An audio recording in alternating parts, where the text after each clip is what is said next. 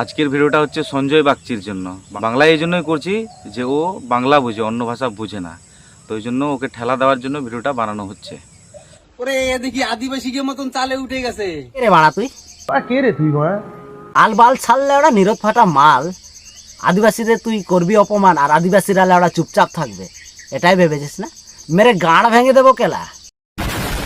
কয়েকদিন আগে কান্নাকাটি করছিল, ম্যামে প্যাপে করছিল যে আমার চ্যানেলে স্ট্রাইক আসলো, আমার ফেসবুকে স্ট্রাইক আসলো, আর এখন আমি ইনকাম করতে পারবো না, হাবি যাবি অমুক তমুক হেন ঢেন করে কান্না করছিল। কে করলো, কে দিল স্ট্রাইকটা? কেন দিবে না?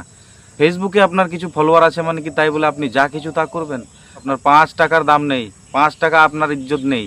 ওরে এ দেখি আদিবাসী কে মতন চালে উঠে গেছে, বলে আমারে ভাত কাপড় সব দিবি তলে আমি নামবো। আর আপনার 5 টাকার জ্ঞানও নেই। যদি জ্ঞান যদি থাকতো আপনার, তাহলে আপনি আদিবাসী সমাজকে এইভাবে অপমান করতেন না। ওয়েস্ট বেঙ্গলের বর্ধমানে আপনার বাড়ি, এটা আমি ভালো করেই জানি। এই মিট আপগুলো করেন, টাকা দিয়ে মিট আপ করেন, 20 টাকার ট্রফি আর 50 টাকার আলু বিরিয়ানি, আর এক একজনের কাছ থেকে 400-500 টাকা করে নেন। এক একটা মিট আপে 1000-1500 জনের নাম নেন। এতে আপনার লাখো টাকা ইনকাম পার মিট আপে। মান্থলি আপনি একটা দুটো করে মিট আপ করেন, আপনার ফেসবুকে তো ইনকাম নেই, এভাবে করেই চলছেন আপনি।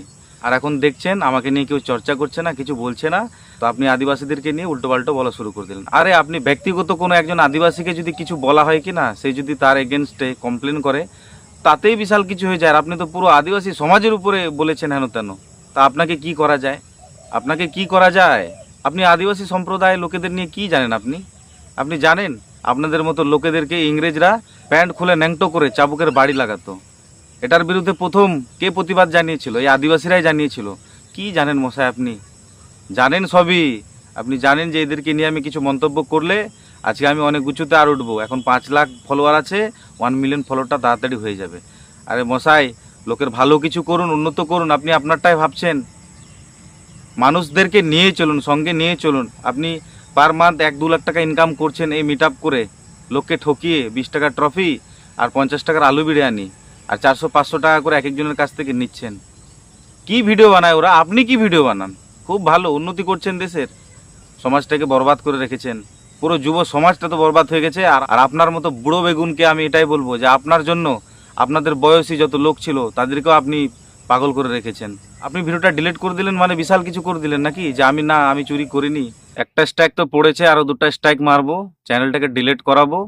এর আগেই আপনি ক্ষমা চেয়ে নিন বুড়া বেগুন। আপনাকে বলছি বুড়া বেগুন, ক্ষমা চেয়ে নিন। 2 দিন সময় আপনাকে দিলাম, কথাটা ভালো করে বুঝে নিন, মনে গেঁথে নিন। আপনাকে ক্ষমা চাওয়ার কথা বলছি, ক্ষমাটা চেয়ে নিন 2 দিনের মধ্যে। আর যদি না চাইলেন তাহলে আমি যেগুলো বললাম সেগুলো করেই ছাড়বো। কিন্তু এর আগে আদিবাসীদেরকে নিয়ে এই কুরুচিকর মন্তব্য করার জন্য অনেকে ভাইরাল হয়েছে, অনেকে এখন লাখো লাখো ফলোয়ার নিয়ে খেলছে। সোশ্যাল মিডিয়াতে রোস্ট তো হয়েছে, কিন্তু পপুলারিটি তো পেয়েছে কিনা, বুঝতে পেরেছে যে এদেরকে কিছু এরকম কিছু বলবো যাতে এদের মন খারাপ হয় আর আমার একটু ভিডিওগুলোতে ভিউস আসে আর আরও যাতে ইনকাম করতে পারি। তো এখন আপনার রিচ ডাউন হয়েছে, স্ট্রাইকও পড়েছে, তা আপনি তো কান্নাকাটি করে বলছেন ঠিকই আছে, কিন্তু ক্ষমা যতক্ষণ না চাইবেন ততক্ষণ পর্যন্ত আপনার উপর আরও জুলুম আর অত্যাচার চলবে আমাদের এই ডিজিটাল প্ল্যাটফর্মে।